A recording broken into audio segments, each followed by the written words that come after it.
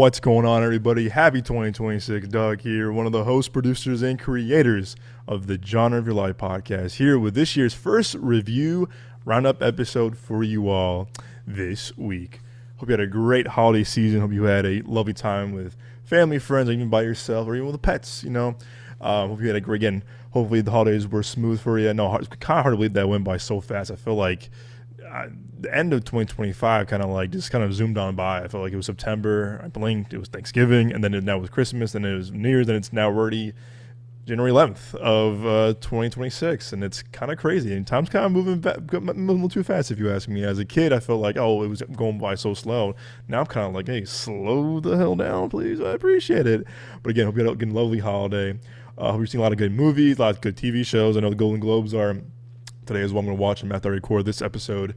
I'm trying, one of my resolutions, of course, is to be more on top of my editing, as well as these newsletter episodes and bonus episodes for you all. I feel like I was kind of doing good, and I kind of slipped back my little bit kind of bad habits. Listen, I've been working overnight since September. I would not recommend, so everyone who works, to all my friends and people listeners who work overnights, I applaud you. I really do. From the people who are, heroes, from working in healthcare to people working in logistics and deliveries and all kind of stuff too. Seriously, I applaud all you guys, because I feel like I don't know how you guys do it, because I don't think I'm meant cut out to work overnight. So that's why my editing and my reviews and kind of been all out of whack. It's because of that. And not a good excuse, of course, too. But one of my goals that I wrote down in my journal somewhere back there was to be more on top of my editing in these bonus episodes. So bear with me. Hopefully I can, please hold me accountable too. Again, in the comments, DM me, whatever too, because again, I do want to be more accountable when it comes to putting out more content for you all, for again, to our video listeners, video watchers, also our audio listeners on our podcast feed. So again, bear with me. I'm going to find my groove, hopefully with a new year, definitely again, be more on top of hosting and producing and editing, all kind of stuff too. And you should have our first full episode of the year this week. Again, I had to do a lot of editing. My computer crashed a couple of times too, and then working overnight, I got in the way. Again, no excuses. Come on, Doug, excuses. I know. Bear with me. So hopefully you'll have, if not 2 or 3 episodes this week to enjoy. So we're gonna definitely start the new year with a bunch of kind of stuff for you all. So look out for that on our podcast feed and our YouTube channel. Again, of course, as always, this episode, I will have my 2 reviews. Of course, as always, on brand is 2 very different movies. I have my reviews of Marty Supreme and Primate. I keep saying Rampage. I'm like, no, that's the video game term, the Rock movie. It's Primate, another monkey movie. And Marty Supreme, one that I saw after about a week and a half after we finished our best of 2025, and which is, I had a feeling that this might kind of, once we recorded our top 10, I was like, I think Marty Supreme might be in my top 10. And spoiler alert, it did. So I had to replace something. I'll tell you what it is during my review. So, but again, we had family and friends in town for the holidays, so I was kind of over the place. I didn't really have time to record and edit. So, because I'm catching up with kind of all my I guess post holiday now, early 2026.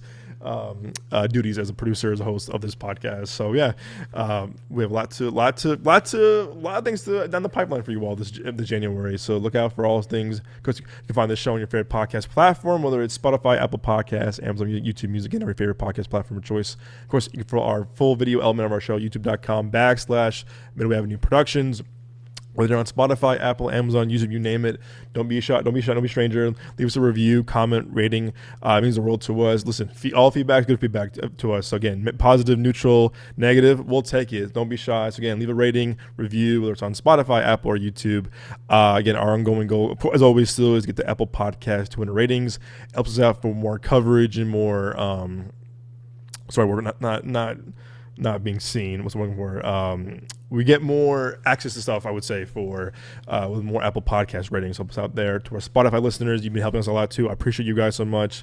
But for our Apple Podcast listeners, don't be shy. Again, help us out that. Help us get to our goal. Hopefully this year is 200 ratings on Apple Podcasts. And again, our YouTube listeners, guys, you really helped us out a lot this past year. We definitely saw growth thanks to South by Southwest, which I'll be going back to this year, back in March with our friend Nino. Look out for that. And also, again, thanks to Nick's lovely wife, Kaylin, helps out with more of kind of our social media outreach on YouTube, and she's been killing it. That's one thing. Kaylin again personally. But yeah, guys, we're at 977 when I say on YouTube. We're so close, guys. 23 from that 1,000 subs. It'll help us. It'll help us. It will be a New Year miracle for us. We will be so appreciative of that. So help us get to 1,000 subs on YouTube. It's a milestone for us. Like I said, it's huge for us. So yeah, don't be shy. Subscribe, rate, share with your friends, family, other movie friends, doctors, shrinks, therapists, you name it. It really does mean a lot to us. So again, thank you all for the support.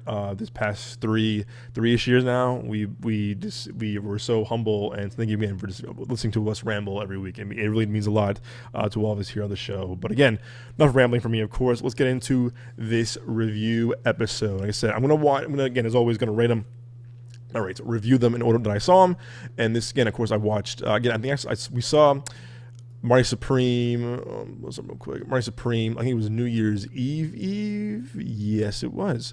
We saw it before that because my friend Liam was in town, and I wanted to see before the new year began, so I was looking forward to it because I was hearing good things about it from the New York Film Festival and people who had early access to it. And also, you know me, I'm a massive Safdie Brothers fans. From Uncut Gems, Good Time, two films that are legit in my top 10 of the past. They're in my top 10 of each year that came out. So 2017, Good Time, and 2019 with Uncut Gems, and probably two of my favorite films of the past 10 years, if you ask me. I love those. I love these guys. I love their style of filmmaking. I was kind of late to them a little bit, I would say. I remember when Good Time was coming out and Alamo Drafthouse was really promoting this. I was like, I'm not seeing this. It looks kind of wacky. Like, it's kind of weird. Robert Pattinson is trying to be a serious actor. I don't know, man. And again, no shame on him. I was a huge fan of him before the whole Twilight thing. Not a huge fan, but fan of him because of Cedric Diggory from Harry Potter. But I was like, that was kind of whack. And I remember I was seeing Good Time, like, I think it came out in Prime, like that. I would say that's fall after it came out in theaters, and I was just like hooked. I said, wow, I need to shut the hell up. This movie is phenomenal. I was a massive fan of them since then, and then Uncut Gems, I was just so excited to see when it came out, and I love that movie. And for two films that are kind of labeled as like 2-hour panic attacks in movie form, I think they have massive rewatchability. They really do. And I can watch Uncut Gems a good time no matter what, and I never feel like bored. And despite the outcome, I don't want to spoil anything for you guys, but despite the outcome of those movies, I just have I just think they have massive rewatchability. I watched Uncut Gems recently. I watched Good Time recently, and I want them to, I know the ending. I want them to end differently every time.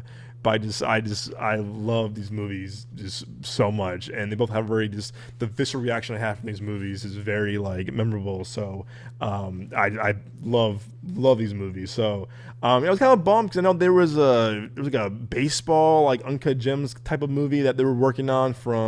It was both of them. It was Sandler coming back. It was like, I think Ben Affleck was going to be in it. It was like Megan Thee Stallion. Brothers baseball card movie, yeah.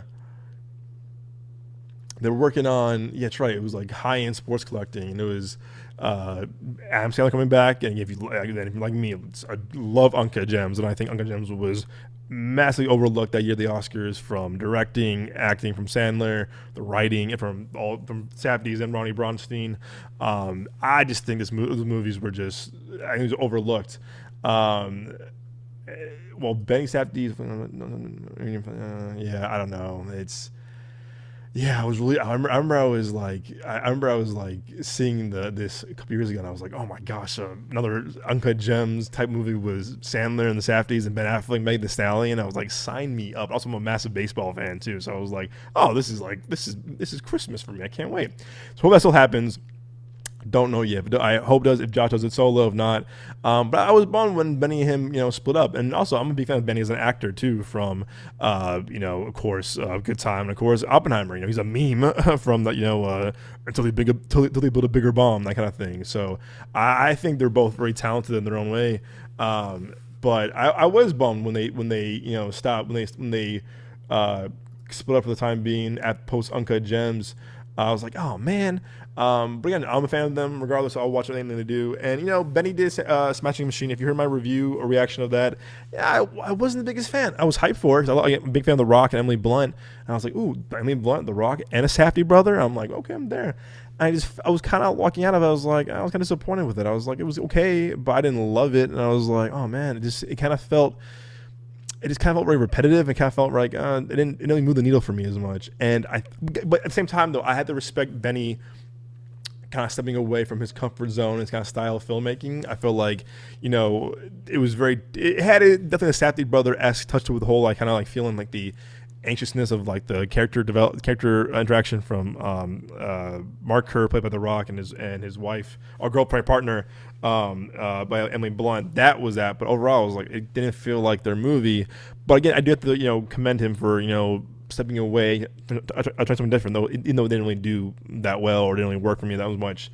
So with this, I was like, oh, okay, this is going to be, seeing the trailers too, felt like more of an Uncut Gems and a good time thing where I was like, oh yeah, I can for sure see this.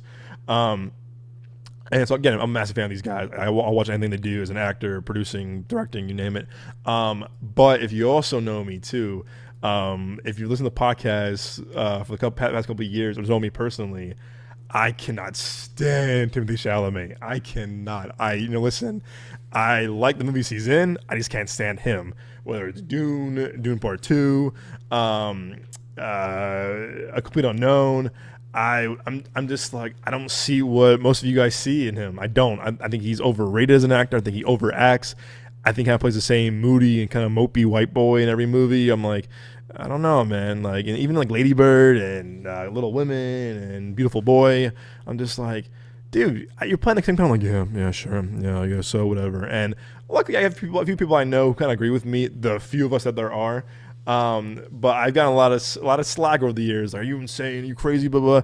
I know even my reaction of Complete Unknown. Ooh, again, rightfully so. Listen, hey, I'll take it. My ass got lit up in those comments, and I was like, okay.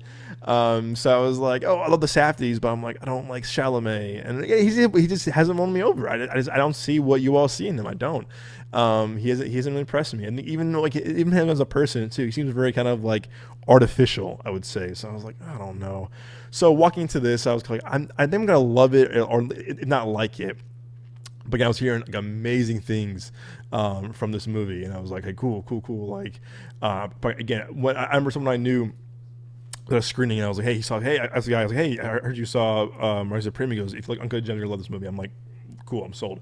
But I was like, all right, we'll see how it does. And honestly, guys, walking into it, I was like, okay, love the Safdies, don't like Chalamet.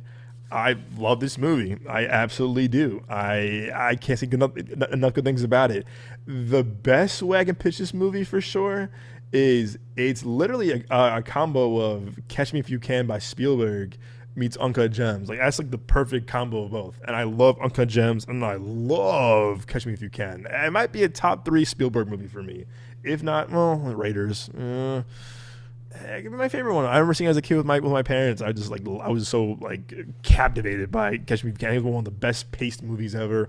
It's a phenomenal script. It's some of the best acting from Leo and Christopher Walken and Tom Hanks. It's Spielberg, top of his game. And watching it, because it's set in the 50s, of course. Again, of course, where's my manners? Marty Supreme. In the 1950s, young Marty Mauser pursues his dream of becoming a champion table tennis player. Okay, that's pretty to the point. It's really, again, if you know the Safdies, it's Uncut Gems with a mix, like I said, like a mix with Catch Me If You Can. Because again, if you know Good Time or Uncut Gems, let me pull this up real quick. Good Time, Uncut Gems, Marty Supreme. These guys, in their movies are not known to be some of they're known to be the most despicable characters you will see in a movie, like in movies. I'm like Connie from Good Time is a complete piece of shit who like he's a cancer. Like everything he touches or everyone can come in contact with, he ruins their life. And Howie from It's pretty actually, yeah. A24 Santa trilogy, yeah. I can definitely. I'm going to say this for the podcast next week. Yeah, Good Time, Panic, Addiction, Marty Supreme, Will. That's pretty spot on. But these guys, I mean, they're despicable. I mean, Howie from Uncle Jem's the gambling addict who has just a death wish, and Marty Supreme is just a narcissistic, misogynistic, hustler who also kind of like Connie in Good Time, just like really is a cancer and kind of ruins everyone's life around him. And you're just like, yeah, you're all three of you are just dirtbags, you're all douchebags. But again, that is the Safdie brother kind of style of characters. But with Marty Supreme, you can't help but root for him in a way. With Marty, you're kind of like, you're a piece of shit, but like, I'm rooting for you because I want to see you get this. And most of the movie is just him trying to get to the world. Again, slight spoiler, the world championship of table tennis. After he loses again the first 20 minutes of the movie, after he loses to this Japanese gifted table tennis player. But you're watching, you're just like, yeah, you're a piece of shit, man. But I'm rooting for you to get redemption in the next year's world championship. And what I would, again, as I said though, I was like, I'm not a fan of Chalamet whatsoever. I gotta be honest, he kind of won me over in this. I'll fully admit this, he kind of won me over in this because, man, he plays a douchebag so well. The way Robert Pattinson played this really despicable, egotistical maniac, and the way Sandler plays is a gambling addict who's just self-destructive. I mean, again, as Safdie way, but all three actors know how to play these characters so well. And even though you want to hate Marty in this movie, you root for him in ways you're kind of like, I see it. Like, yeah, okay, for sure. Like, I can see why I would root for you, whatever. And I like that, like, yes, it's about, the heart of it is definitely him being a table tennis player, but there's more of it. He's a hustler in 50s New York, and he's doing everything he can to survive. He's using his friends, he's using his family, he's a massive opportunist and user, and he's kind of like really hurting them more than helping them. But like Uncut Gems and Good Time, you have this sense of panic still the 2.5 hours. And my friend Caitlin, this is her first Safdie brother movie. She's seen Good Time, Uncut Gems, but seeing her reaction was priceless because, again, I remember seeing Uncut Gems with my friends. We got a couple of friends with Moses and Nick and our beloved Julia, R.I.P. And the reaction we all had seeing Uncut Gems, we were like leaning in our chairs. And I remember like looking around that theater when Uncut Gems came out in 2019. It was a packed theater. So was our packed theater. So was our theater for Marty Supreme. It was packed as well. But I remember looking around Uncut Gems, and people were just so tensed up, and I was like, and so were we. We're like, oh my gosh. I remember turning to the left of me. It was like Nick and Moses, and they were like kind of in their seats back and forth. So was I. I remember turning my friend Julia to the right of me, and she was kind of just like, oh my god, like the whole time she was just like, oh my god. And seeing my friend Caitlin, who didn't know the style of the Safdies, seeing her reaction, I was like, this is why we see Safdie Brothers movies, because of the reaction. And every time something would happen, and she'd just be like, this, and I was just like, yep, it's the power of the filmmaking from Josh Safdie in this movie.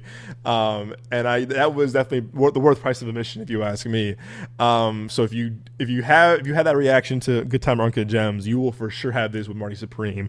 No doubt. And even I had it. I mean, there was times where I was like leaning in. I was just like kind of like hands on my to my like my kneecaps. I was just like, no, dude, don't do that. Stop doing that. No, go home. Like, no, fuck that. No, stop, whatever. And I'm just like, again, I'm back to how I was when I first watched Good Time for the first time, or when I watched Uncut Gems with a crowd. And it just, I'm just like, the thing about the Safdies and this movie, and now this movie especially too, is that it kind of gets you in this trance. I mean, it captivates you in the first like 10-15 minutes, and it won't let you go until the very end credits. Like the whole time you're just like, what's gonna happen? And that's the anxiety-inducing style of filmmaking that both Josh and Benny are known for.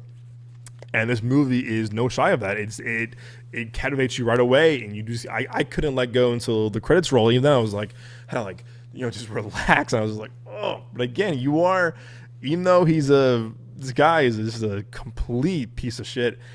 You can't help but root for him at times. You're like, I want to see you get this championship, man. I want to see you get your rematch. I want to see get your kind of like, I want to see you win. And I do like that. It's kind of like even with movie Pain and Gain by Michael Bay. You just, I mean, Anthony Mackie, Mark Wahlberg, and The Rock play these most despicable human beings, but you can't help but root for them. You're rooting for like these assholes, and it works. And speaking of supporting cast, you know what I love about the Safdie brothers movies is that they cast non-actors in pretty pivotal roles. I think back to Kevin Garnett, Uncut Gems, phenomenal performance. And again, there's a lot of athletes trying to turn actors, and it doesn't work. You're like, yeah, it's not for you, bro. But that worked, and Kevin Garnett was damn good. I think everyone was saying like, damn, Kevin Garnett stole the show. He was damn good in this. And now with this, Josh casted Tyler Creator as well as Kevin O'Leary. Yes, Kevin O'Leary, Mr. Wonderful from Shark Tank. And I remember seeing the trailer. I was like, is that Tyler Creator? Is that the guy from Shark Tank? I was like, wait, what?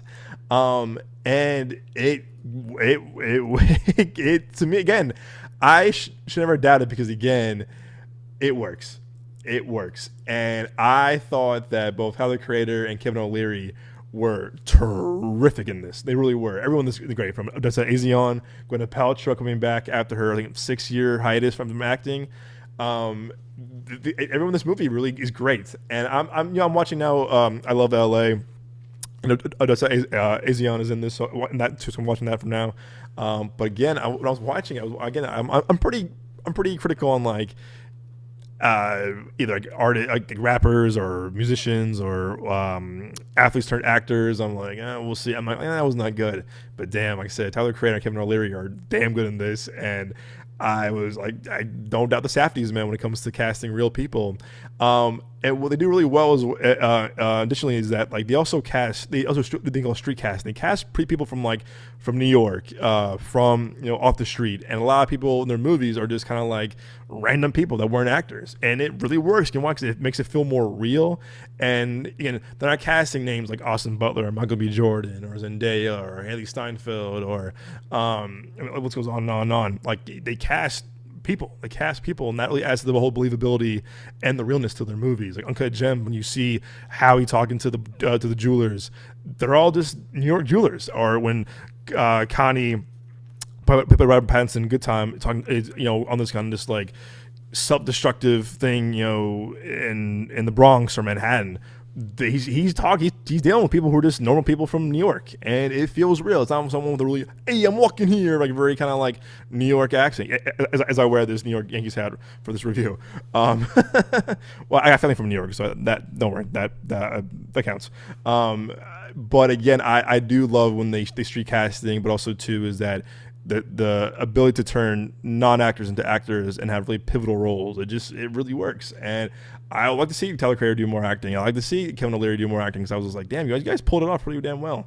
Also, I'll shout out this guy real quick.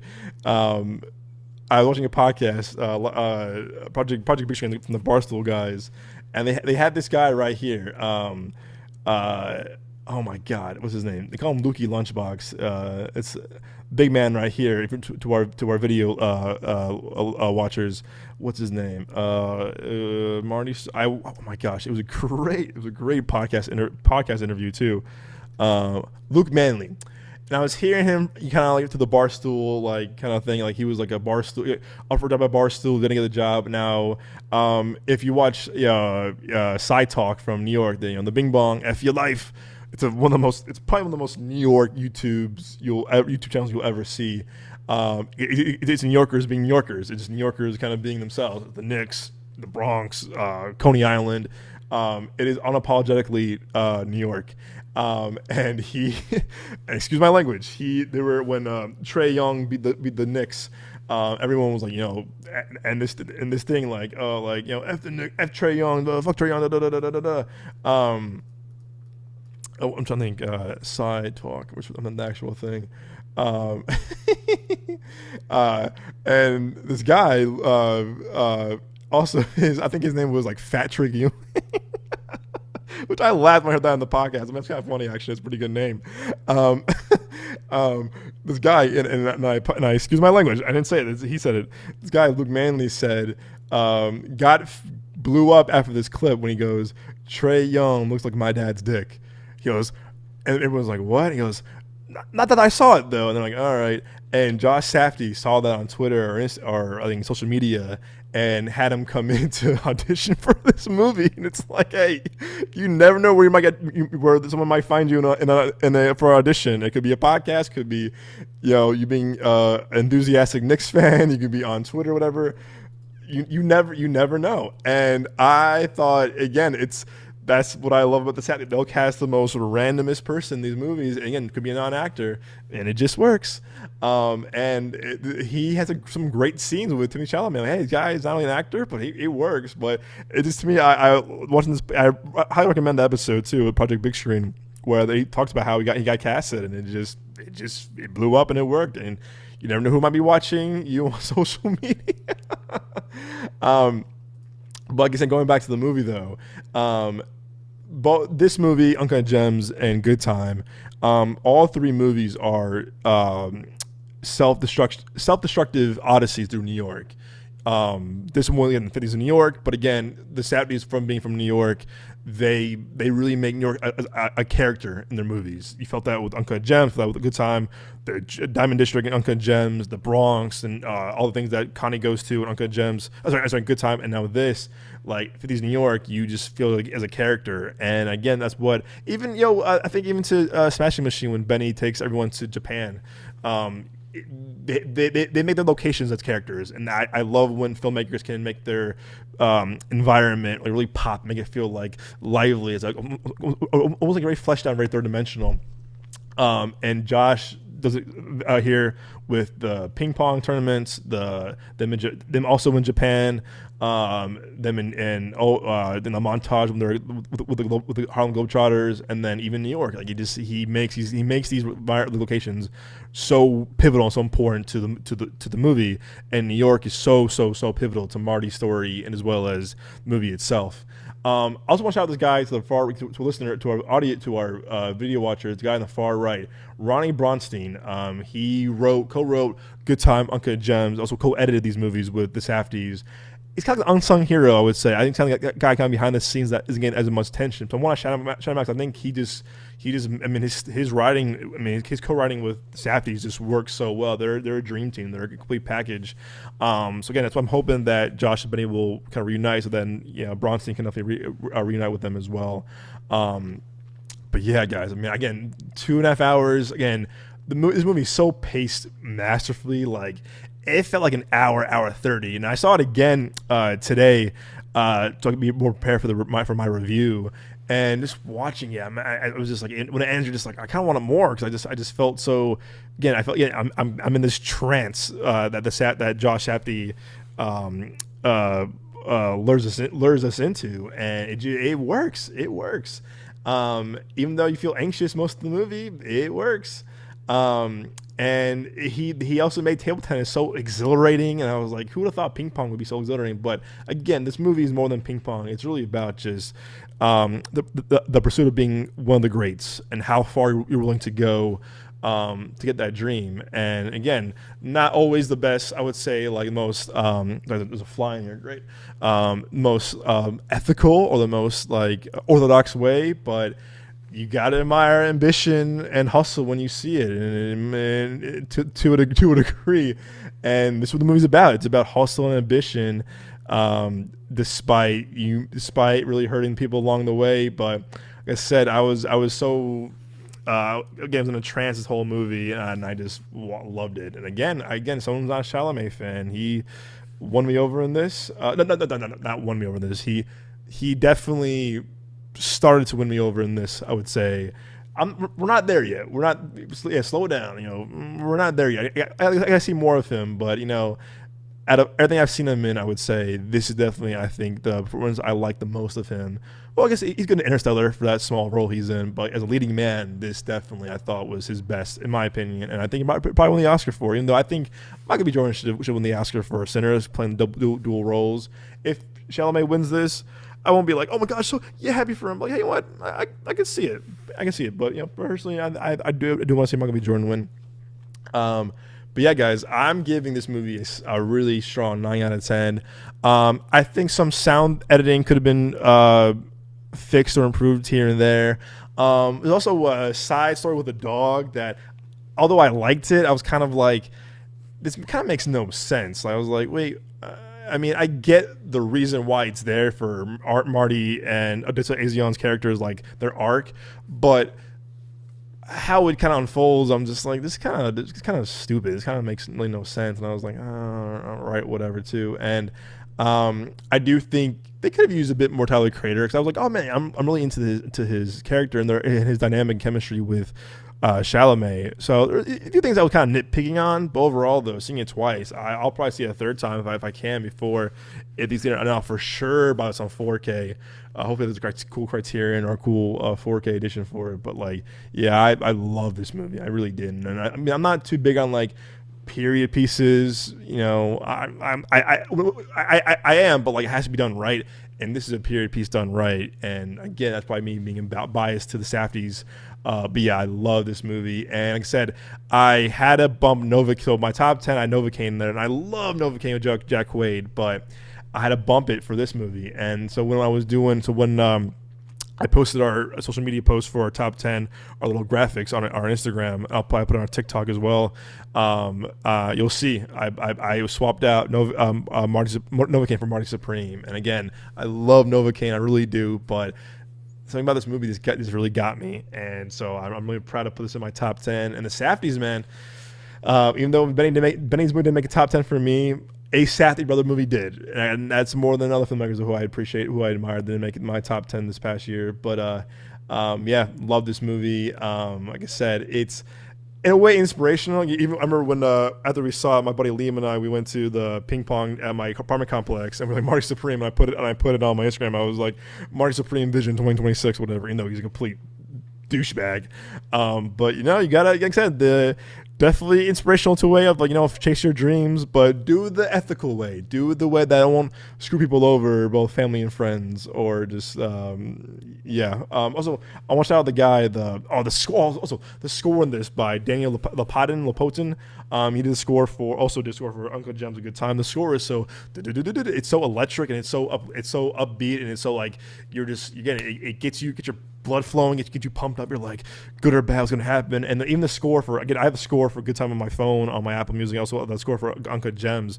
His scores are just so damn good, and you just feel like so exhilarated the way you kind of the way you feel with Safdie's direction, and the score in this is fucking incredible. And I loved it. I was kind of humming on the way back from the theater today. I was like, no, I loved it. In the ending score, this song is so good. And no spoilers, of course, but I'm kind of surprised the ending they went with. Not like, oh, I see that coming. No, but I was like, knowing their movies, it ended in a way that I wasn't expecting from the Safdie brothers style of endings. I was like, oh, okay. And I liked it. I was like, oh, interesting. This didn't end the way I thought it was going to end, for better or for worse. But yeah, love this movie. Highly recommend it. If you haven't seen any Safdie brothers movies, I would say watch Good Time Uncle Jem's first. But I would, see this movie in the theaters. Hey, it's an original movie too. Again, that's why I love when, again, I think A24 is finding the rhythm again with original films like this. But also do it. Support original films like this in the big screen with an audience for the whole theatrical experience. But again, I would say watch their movies, of course, too. But definitely see this movie in theaters while you can before it's too late. All right, guys, moving on to a movie that's completely different. And I have a huge story with this too. This is Primate. I think it's premiered at Fantastic Fest back in September in Austin. And people were like, oh, it's fucking crazy, it's wild, let me tell you the premise first. I'll tell you my story from my experience seeing this movie in theaters last night. But Primate, Lucy's tropical island homecoming turns deadly when her family's clever chimpanzee Ben becomes rabid. With her father away and no help coming, paradise becomes a prison as Lucy and her friends fight for survival against a pet they once trusted. So last night I was gonna either go see Marty Supreme again, Housemate again, and I was planning on seeing this tonight actually on Sunday. But I was with my family before watching the Bears game. Came back to the apartment. And I was like, "What's playing now?" And it came back at the right time. Primate was playing. Like, cool, I'm gonna go see it. At my local theater here, at my local Regal Gilbert. Went there. No one was really. I mean, 2 seats were there that were booked, and I got my ticket. Cool. Probably a late end of Saturday. Not a lot of people. Trailers are playing, and the doors open to the theater still, to the auditorium still. And I hear this just like ruckus, like this like commotion, screaming, yelling, and I'm like, is someone in trouble? Like, someone okay? What's going on? And I was like, okay. And the sound got louder and louder and louder and louder, and I was like, oh no, they're coming to the theater. A group of 10 plus people came in, completely intoxicated. Either I know they were drinking or they were high. And I said, oh no, stomping around, pushing each other. And I think they were drinking because I smelled the beer and liquor on them. I was like, damn, I can smell from the first row. I was like, ooh. And I was like, oh no. Yelling at each other, swearing up a storm. I said, oh, no. And the two people, the row, I looked back at them, and you can tell they were like, oh no. And I was like, oh boy. Trailers are playing, obnoxious. And this probably is my worst theater experience of my life, of my 28 years, I would say. The drunk guy I remember seeing West Side Story a couple years ago, the remake, Spielberg's remake. The guy was drunk, is yelling like some pretty foul, really crude things to the screen. I was like, okay. But the trailers were going, they were screaming, they were yelling. I said, oh no. And I think the people behind me went to go speak to someone, but no one did anything. And I was like, oh boy. And more people came into the theater, not part of that group, as random patrons, whatever. And I was in the front row to an aisle seat, and people were coming into my row, the row behind me. And I said, oh no. And movie starts, they would not shut the fuck up. And I said, oh great. I stuck it out though. Because I was like, I don't know if I want to come back and see this after being ruined. I was like, I'm gonna stay with it. The group was so obnoxious. I mean, they were harassing some of the people in the theater, and at one point, the dude just blocks the projector, and I said, I almost left, and I said, no, I'm holding it, and I stuck it out. But people, not other than me, were leaving the theater, and I said, oh no. And at one point, it was like maybe just halfway in, I was like, do I leave? Yeah, I stuck it out, but I haven't had experience like that before. I had a guy bringing an air fryer in one time, same theater actually a couple years ago. And then I remember I saw a Strange Darling a couple years ago too, same theater, and the people in front of me were having a farting contest, and 2 grown-ass men, that is, and these are leather, fake leather recliners, and I heard their farts, and I smelled them afterwards too. It was a little TMI, but I was like, oh boy. So safe to say that people last night were acting more like animals than monkeys, more like animals than the monkey in this movie, I would say. So that was that. But hey, you know what? I guess I'm a trooper of the movie because I stuck with it, and I was like, yeah, I gotta get the review out. So that was experience. That was definitely that. So Regal Gilbert, I love you guys. You're my home theater. Do better next time, please. People complained, and nothing happened. So that was that. But Primate, not the people that were in my auditorium, but Primate the movie. As you probably heard, I'm definitely more of a horror fan in the past 10 years than I ever was prior to college. And I see everything, of course. We try to see everything here on the podcast, myself, Moses, and Nick. This movie, like I said, our friend Nino had a really cool event with last week. At a cool tap room here in AZ, promoting the movie. It was cool. That was really fun too. Nina did a phenomenal job promoting the movie and getting word about this movie. I get really cool swag about that. You'll probably see if you follow me on social media. But animal horror, sometimes it works, like Pet Sematary or Cujo. Sometimes it works. Sometimes it doesn't really work for me personally. The best way to sum up this movie is it's a very B-level camp horror movie, very grindhouse, and very early John Carpenter. Like the music and the style and kind of just like the gross, that kind of like grotesqueness of it all is very John Carpenter. Watching it, I was like, oh, if John Carpenter made a movie about a monkey probably in the 80s or like 70s or 80s or even 90s, this would be it. The acting and dialogue in this is not good. It is not good. Honestly, it reminded me a lot of Eli Roth's Thanksgiving back in 2023, movie that I was not a fan of at all. It was better as a trailer for a grindhouse made by Tarantino and Robert Rodriguez. And this kind of felt like a trailer you probably would have seen in a grindhouse movie or a grindhouse movie. This would be a grindhouse movie itself. And I was like, oh yeah, this is grindhouse. To agree. This movie is another, and I quote, ape shit addition to the MCU, not Marvel Cinematic Universe, the Monkey Cinematic Universe, because of this, the monkey from last year from Osgood Perkins, that damn monkey from the Night Museum trilogy, and now in Planet of the Apes. Monkeys be crazy, monkeys be wild. This is also, I'm talking to you white folks, this is also a giant PSA to white folks. This is do not adopt a exotic animal or a monkey as a pet. No. Get a dog, get a cat, get a fish, hell, get an iguana, get a lizard for all I care. This is not your like, oh, they're so cute. Hell no, absolutely not.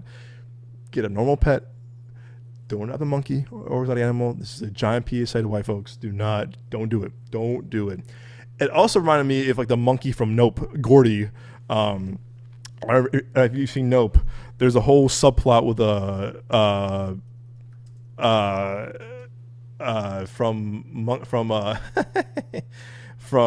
Nope, that I do love, where the monkey on a TV show goes wild and I think he kills people or injures them, or either severely injures them or he kills them, and that was very creepy. I was just like, ugh.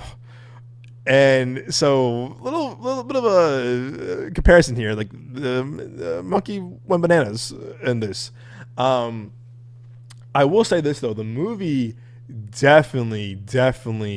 What I appreciate a lot was the practical effects. The practical effects are really cool in this. Also some CGI used in this, but I thought the hybrid use of practical CGI worked great in this, because like you see in movies when an animal is CGI or fake, it's so obvious. And the monkey looks so real, where I was like, ooh, it made it feel more grotesque and gory. And this movie is gory. This movie is grisly. The opening kill is like, oh, and it has to do with skin, and I'm like, ooh, skin and things. I'm just like, ooh, gross. There's some things I get really queasy at, and it's skin stuff, and I'm like, oh, no. But yeah, this movie is if you have a light stomach, I would not recommend. There's something you're gonna be like, it's very like kind of gross. But you feel bad for this monkey got rabies, you know. You feel for him. You're just like, oh man. Yeah, people calling it Jaws with monkeys. Yeah, definitely. It's very Jaws and Cujo with monkeys, because this monkey is on a mission to kill everyone that in his path. Also, too, I didn't mean to laugh, but there's two deaths where I laughed out loud, where I'm like, again, probably shame on me for laughing. I'm like, this isn't funny, but just the way two kills happen, I laughed out loud, where I was like, that's kind of damn funny, actually. So I don't know if it's meant to be funny, but I laughed at least, and I was like, that's kind of funny how this really happens. But yeah, it's an hour 29 with credits.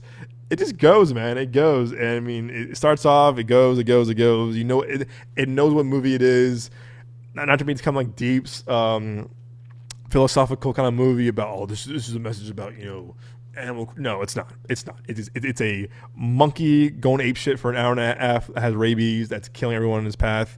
I mean, again, you feel bad for the monkey, and you feel bad because, he was quote unquote part of the family. And you see like photos of him, like how the character is like deceased mother/wife adopted him when she was a professor. He's been a part of the family ever since. The sign language for the dad, because the dad is deaf, and the dad played by Oscar winner. What's his name? Oh my god. Tony Kutzer, from actually local man from Arizona. he is again. I watched Coda late, and I thought he was was so good in it. Also, too, I love seeing people who are blind, disabled, handicapped, death. Really, I mean, again, I thought Troy Kutzer. I thought he was great in Coda, and he's a small role in this, and it works. And he's a good actor who I enjoy watching. I think he's very expressive in his sign language and his how performative he is, and it works. And I did like him in this movie, and yeah, you feel for him too, because again, like you see the bond he has with this animal, with the family. But it's sad. It's bonkers. It's sad. You're like, oh man, yeah, you feel for him. But yeah, is anything special? Is anything kind of like changing like the horror genre? Hell no, absolutely not. But there was times where I felt very, again, uneasy. I felt queasy. I was just like, oh, mission accomplished, because I'm just like, ugh, gross. And you're just like, ugh. And again, I think movies with monkeys, again, I haven't seen a movie where a monkey, I mean, maybe Curious George. Yeah,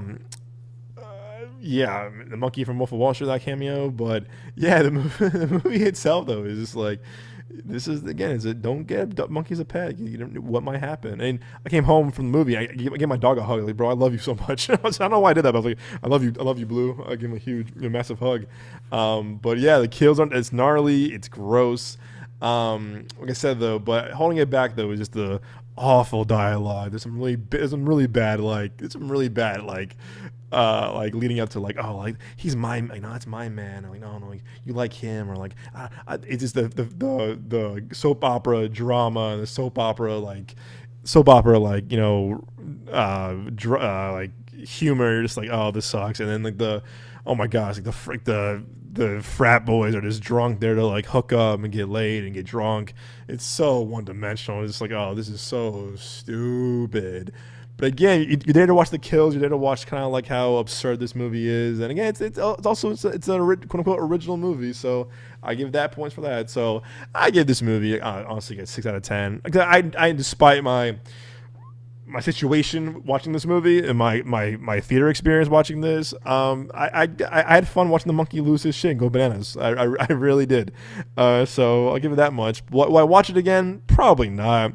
If I'm on a date and they want to watch it, maybe. But I will not be watching this in theaters, and I probably won't be watching it at home. But if a group wanted to watch it too, sure. But like, it didn't leave an impression on me. The opening kill did, where I was like, ugh. But overall, though, again, I like, had that impression on me. I liked the kill. I liked how it was in and out. Hour 29, it goes. So. Yeah, I think 6 out of 10, borderline 5 in a way, but I give it 6 out of 10 because it's a horror popcorn flick to open the new year, so I'll give that much. But yeah, guys, those are my 2 reviews on the first review roundup episode of the new year. Let me know what you think about Marty Supreme, as well as Primate, in the comments below on YouTube, or in the comment section or review section on Spotify, Apple Podcasts, and Amazon. Let's know we're looking forward to the new year as well. What do we have planned for this week? We have no screenings this week. I know 28 Years Later Bone Temple comes out on Friday. I'm going to try to see that over the weekend as well. Get a bonus episode for you all as well. Going to try to see Song Blue before it leaves theaters as well. We're going to do that for you. Probably the next bonus episode will probably be Song Blue, as well as 28 Years Later. And then we'll have a full episode of the podcast with the boys and I on this week on Friday. I promise I'll be better with editing for the new year and more on time with our schedule. I'm trying to think, what's our first screening of the year is Mercy with Chris Pratt. As they're calling it, A Poor Man's Minority Report and Source Code. So look out for that. I think we're going at June 20th, our screening for that. And then I think things will be probably picking up with screenings and stuff in February. And like I said, to tease it, I'll be going to South by. So I'll probably do a little bit of a South by preview episode, either with myself or Nino, our friend Nino. Look out for that. But yeah, guys, bit of a slow start, I would say, for January, but we'll hopefully pick it up more. I know this week's episode of the podcast, a little bit of a tease. I know we'll for sure be doing our like top 10 most anticipated movies of 2026. One of my favorite episodes that we do every year is our top 10 of the year, our top 10 what we're looking forward to most Last year Moses was working last year, so he wasn't part of last year's episode, but this year he'll be part of it. So the boys and I will be back this week doing it, so look out for that. I'm trying to think, what else do we have in store for you this week? That's about it. And then we'll definitely hopefully play more games. The goal is also to get more guests on, more interviews on this year as well, so look out for that. But thank you all for tuning in this week. I hope you have a great start to the new year. Hope you're staying safe and well. Be positive. The world can be very tricky and very sad, but I think that's why we go to the movies, to escape. But also hopefully here the podcast will give you a positive escape of all things, ramblings on movies, TV, entertainment. But until then, my friends, stay well, stay safe, go to the movies, enjoy yourself at the movies, and of course, as always, we will see you guys at the movies.